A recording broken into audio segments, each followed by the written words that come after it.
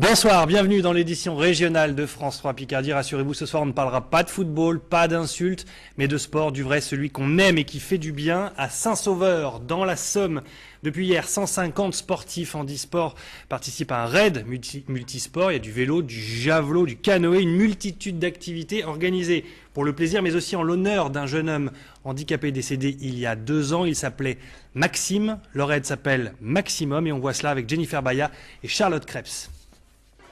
Pas facile, mais possible de faire une randonnée quand on souffre d'incapacité motrice cérébrale comme Benjamin. À 18 ans, il participe à un parcours d'orientation en goélette, une première pour lui et sa famille. Waouh, t'es grand! Comme il est dans une coquille, ça va, il est quand même bien maintenu. On verra bien ce que ça va donner, le parcours. Vous êtes un petit peu anxieuse? Oui, beaucoup. Plus qu'une compétition sportive, le raid handisport Maximum est un défi pour chaque participant, handicapé comme valide. Au javelot par exemple, tous sont placés sur un pied d'égalité, assis dans un fauteuil roulant.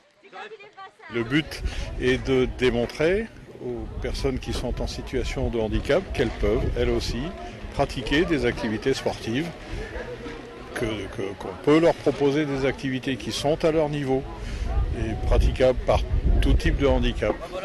Depuis sa première participation l'an dernier, Marie-Laure a dépassé sa gêne liée au handicap. Unijambiste de naissance, aujourd'hui elle prend plaisir à faire du sport avec ou sans prothèse. Moi au début je voulais pas parce que je voulais pas entrer dans le handisport. Et puis j'ai découvert ça et c'est vrai que je me suis dit pourquoi pas quoi.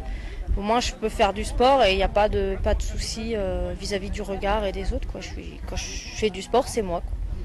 Marie, elle, a fait son baptême sur l'eau, une aventure dans laquelle elle a même entraîné toute sa famille. C'est la première fois que je monte sur un bateau.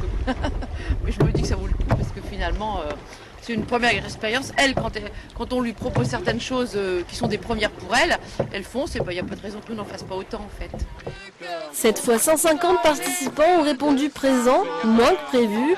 Aujourd'hui, si l'accessibilité peut parfois représenter un frein, c'est surtout la méconnaissance des disciplines proposées qui empêche de faire rimer sport et handicap. À Amiens, aujourd'hui, on en parlait ce midi, on organisait les états régionaux de la psychiatrie en Picardie, un grand forum de discussion.